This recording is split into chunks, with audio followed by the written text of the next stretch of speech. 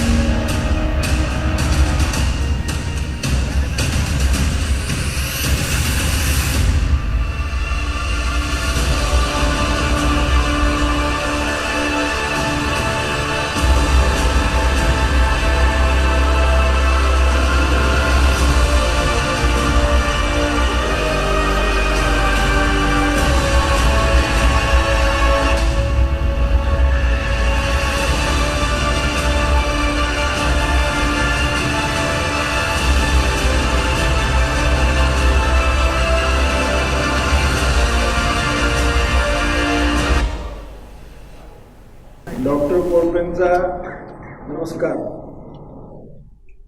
Good afternoon. I am here in this gathering of intellectuals to learn things in reference to rural markets and to let this August Assembly know my views on cooperative vis-a-vis rural markets. Ladies and gentlemen, let me introduce myself. Being a tiny worker in the cooperative field of our country, I am heading the Akola District Central Cooperative Bank, which was depicted here just now. I am heading this particular bank as chairman for about the last 25 years, and I am very well connected with the cooperative movement of Maharashtra state and even at the national level. I observed that it is the cooperatives which form an important player in the rural market, and along with many others, of course. And the history of cooperatives, as I must let you know, that it dates back to 1904, when the first cooperative money lending society of the country was registered by a handful few people, with a motive to run the society by the farmers and for the farmers. The Akola DCC Bank followed suit and came up in 1909 to the first central financing agency working for District Akola and Washim of today. Right from 1904 till the date of independence, multiple number of cooperatives were constituted in the country by the farmers for the farmers to meet their financial needs for the farming activities. In another 20 years, the cooperative got great boost in independent India and was considered to be the principal vehicle of development. In about 1970, the country saw the great revolution, the great green revolution, I must say, producing enough quantity of grain to become independent. And also the white revolution of production of milk and its byproducts. No wonder, till date, the cooperative sector caters the maximum need of our country in commodities like sugar, milk, fertilizers, insecticides, even the grain production, the grain storage. Through the fair price shop, it is being distributed all over. And of course, the cooperative housing and the cooperative cloth industry we can forget about, along with many such cooperatives. To quote a few brands, I would like to mention here of the Amul milk products and also the Indian Farmers Fertilizer Company, the largest fertilizer manufacturers who work on cooperative principles. The cooperative marketing federations of the most of the states of the country are handling the public distribution system very successfully till date. A few like Punjab, among them, they have developed their own brands of food products. So far, as I told you, it explains how and why cooperatives have a major role really in the rural market. But this is not enough. The unprivileged section of the society in the rural area is still much away from the national development plans, and it needs all that I mentioned so far and many more things at a really affordable price. Without completion of this, the last mile of inclusive development will be incomplete. A DCC bank like that of ours, working in the rural area, is essentially a vehicle of financial inclusion, which exists solely to service the specific financial needs of people who survive on farming in the villages. In a social sense, the bank enters the daily lives of its customers and becomes a partner in their well-being and also in their distress. The objectives of such banks, the business lines and the style of banking are always aligned with the peculiar financing requirements of the farmer community, with their crop cycles, with the vagaries of weather, and even with the seasonal events like festivals. I sincerely feel that the traditional urban banking system and the processes which are designed for the urban industrial and business sectors have limitations in reaching out to this last mile of the society. My dear friends, this is the gap between people and the urban banks that we are there. The cooperative bank of the rural areas like this DCC, we can befit ourselves very much with this.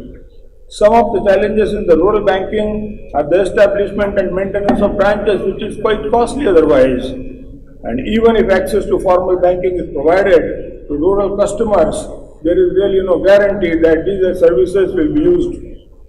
As the rural people, they collect their wages in cash, and they also spend in cash. And many times they just don't want to be burdened by a bank account. That's the real picture there over in the rural area. Or even the products sometimes are really not to their taste. Apart from all this finance of the crop raising, the rural customer needs a microcredit for consumption, for education, and even for emergencies.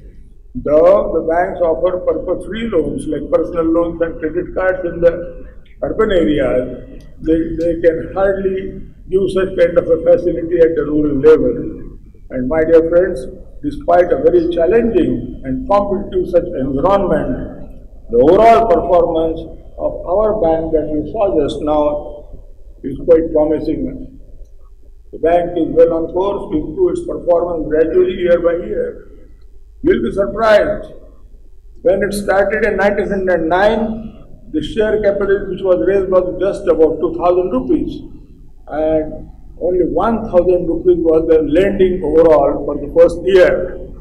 Today, the lendings are more than 3,000 crore rupees, out of which 2/3 goes to the farming community. And with that also, I am really proud to let you know that my CRAR is more than 16%, and my NPAs are less than 5%. Yes, less than 5%. Apart from my financial activity, that the bank's financial activity, the bank regularly conducts awareness programs in the society, particularly for conservation of water and recharge of the water resources. The bank regularly conducts training programs for the punch committees of the primary agricultural cooperative societies, which form our backbone, and motivates them to undertake the task of going to the people and cultivate the habit of banking even at the unbanked areas and among the underprivileged folk. The intention is to make the patch very strong and thereby its members also strong and viable.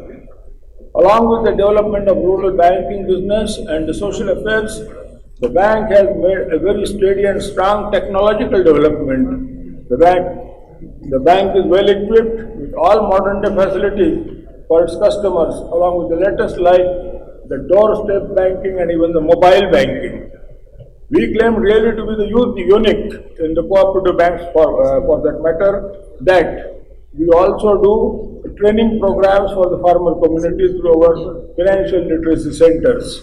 And I must let you know that we were the first bank in 1913, that disbursed more than 2 lakh rupee KCC cards to our farmer community, and in the whole of the country, we were the first to disburse loan, the crop loan in particular, through a rupee card, an ATM card.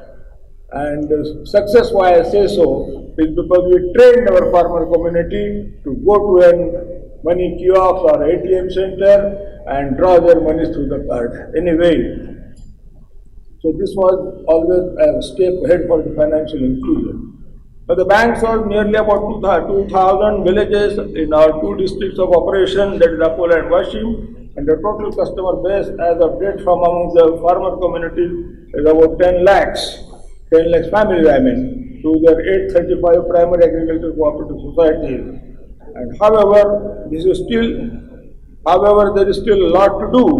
I think we have successfully reversed the adverse trends, and that landscape that lies before us is more promising, one to make the use of the society in the rural areas in particular. Today, the bank is optimistic about its customer service, the business prospects, and about its technological capability to lever them for the benefit of the society as a whole and unbanked as well. With focused energy, creativity and discipline, many new initiatives are beginning to show tangible results. The bank will continue to build on its strengths with strong systems, strategies and processes, competitiveness of course, branding and ability to adapt to changes quickly, and most important, the customer-centric focus of ours. Our strategy henceforth for inclusive finance is to take your support. Yes, we really want your support to a partnership, as we are the best of the know-how and the management skills. As against, we have the best of the penetration in the rural markets and our trustworthiness.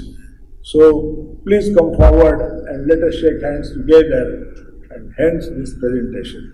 Thank you so much for having given a very patient ear to me. Thank you so much.